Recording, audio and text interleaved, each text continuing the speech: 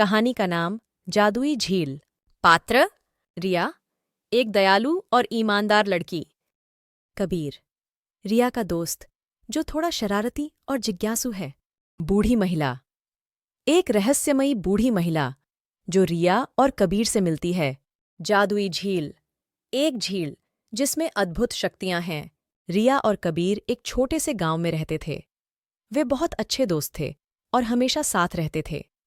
एक दिन वे जंगल में खेल रहे थे जब उन्हें एक बूढ़ी महिला दिखाई दी। बूढ़ी महिला बहुत गरीब और भूखी लग रही थी। रिया और कबीर ने बूढ़ी महिला को अपने घर ले जाकर उसे खाना खिलाया।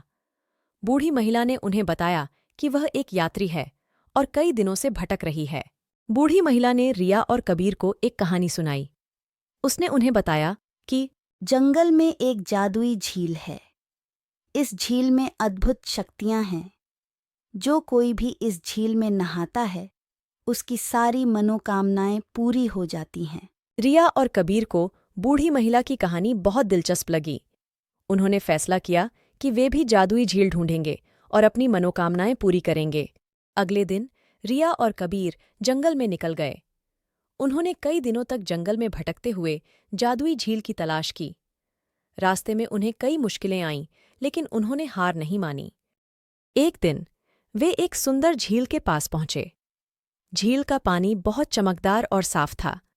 रिया और कबीर को लगा कि यह वही जादुई झील है जिसकी तलाश वे कर रहे थे।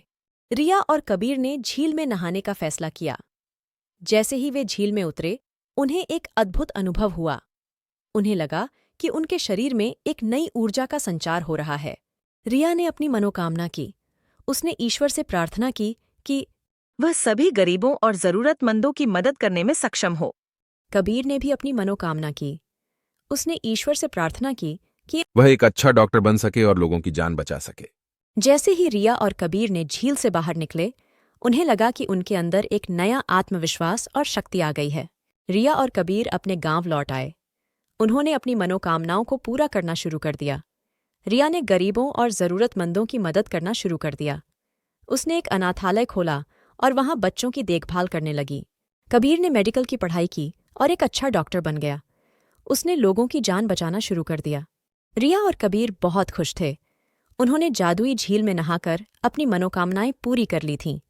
उन्होंने यह भी सीखा कि जीवन में सच्ची खुशी दूसरों की मदद करने से ही मिलती है। कहानी का शिक्षा: दूसरों की मदद करने से हमें सच्ची खुशी मिलती है। ईमानदारी और परोपकार से हमेशा सफलता मिलती है। जादू केवल कहानियों में ही नहीं होता, बल्कि हमारे अंदर भी होता है।